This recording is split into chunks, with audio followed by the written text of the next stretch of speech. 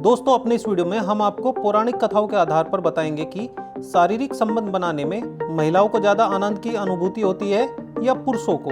दोस्तों, यदि ये वीडियो आप YouTube पर देख रहे हैं तो हमारे चैनल को जरूर सब्सक्राइब करें और दोस्तों बेल आइकन को जरूर दबा दें ताकि हमारी लेटेस्ट वीडियो की जानकारी आप तक पहुंच सके। और दोस्तों, यदि ये वीडियो आप फेसबुक या इंस्टाग्राम पर देख रहे हैं तो हमारे पेज को जरूर लाइक करें और दोस्तों हमारे पेज को दूसरों के साथ शेयर भी करें।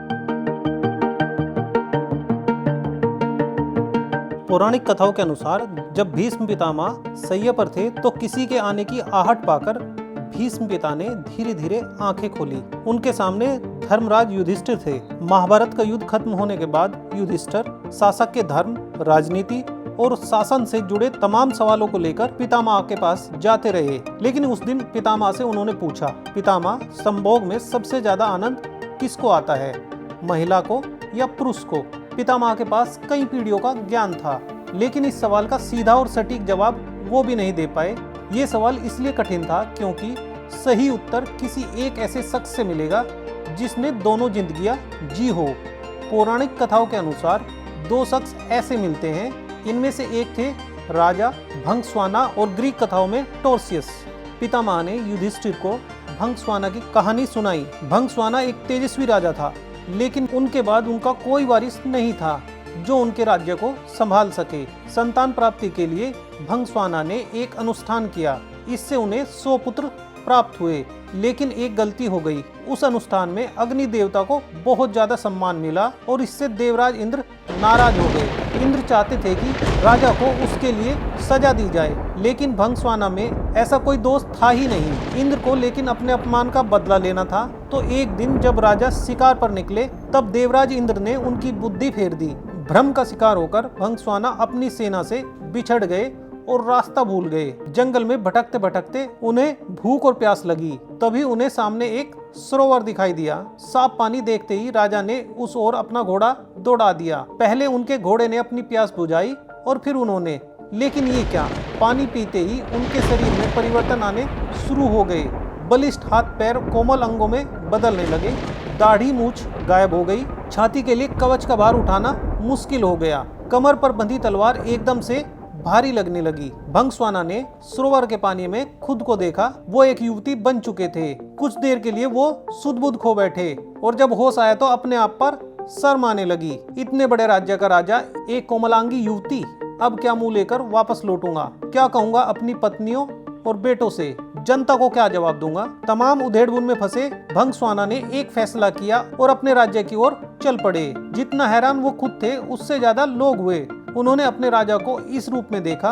भंगस्वाना ने अपने सभी दरबारियों, पुत्र, पत्नियों और परिवार के दूसरे लोगों को बुलाया। उन्होंने पूरी कहानी बताई, कैसे एक सरोवर के जल से उनका ये हाल हो गया। फिर उन्होंने अपने पुत्रों से कहा, मिल बांटकर शासन करो। राजपाट छोड़कर वो युवती, जो कुछ समय पहले तक पुरुष रूप में थी, जंगल की ओर चल पड़ी। वन में युवती भंगस्वाना एक तपस्वी के आश्रम में रही और वहां उन्होंने 100 पुत्रों को जन्म दिया।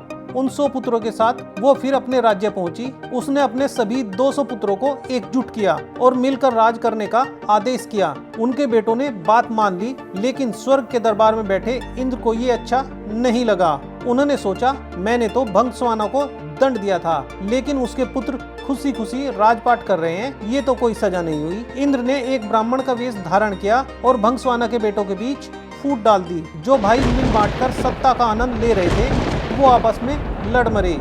युवती भंगस्वाना को जब इसका पता चला तो वो बहुत दुखी हुई। ब्राह्मण बने इंद्र फिर उनके पास पहुंचे और कठोर शब्दों में बताया कि क्यों उनके पुत्रों की मौत हुई। युवती ने तुरंत इंद्र के पांव पकड़ लिए, माफी मांगी। तब इंद्र ने कहा, वो या तो उन पुत्रों को जीवित करेंगे जिन्हें भंगस्वाना ने राजा रहते जन्म दिया, या फिर उनको जो युवती बनने के बाद पैदा हुए। भंगस्वाना ने उन पुत्रों को जीवित करने का आग्रह किया जिन्हें उसने युवती बनने के बाद जन्म दिया था। इंद्र के कारण पूछने पर उसने बताया, पुरुष की तुलना में एक स्त्री अधिक स्नेह कर सकती है। जब जवाब ने इंद्र को खुश कर दिया तो उन्होंने भंगस्वाना से कहा कि वह उन्हें वापस पुरुष बना सकते हैं।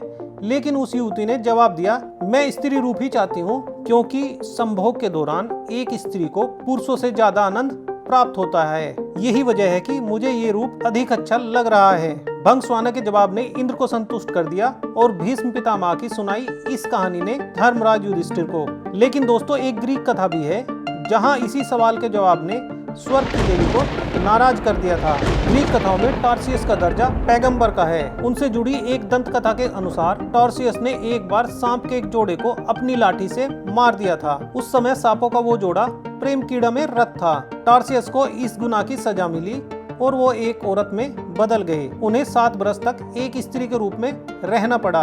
एक दिन फिर उन्होंने सांप के एक जोड़े को देखा। इस बार स्त्री रूप में टार्सियस ने दया दिखाई और उन्हें अपना पुरुष रूप वापस मिल गया। कहानी के मुताबिक स्त्री और पुरुष के शारीरिक संबंध के सुख को लेकर तब देवताओं के बीच भी बहस छिड़ी हुई थी। देवताओं के राजा ज्यूस का मानना था कि स्त्री ज्यादा सुख पाती है, वहीं उनकी पत्नी विवाह और प्रसव की देवी हेरा की धारणा इससे बिल्कुल उलट थी। इस विवाद का निपटारा करने के लिए ग्रीक देवताओं ने टॉर्सियस को बुलाया। उनके सामने यही सवाल रखा।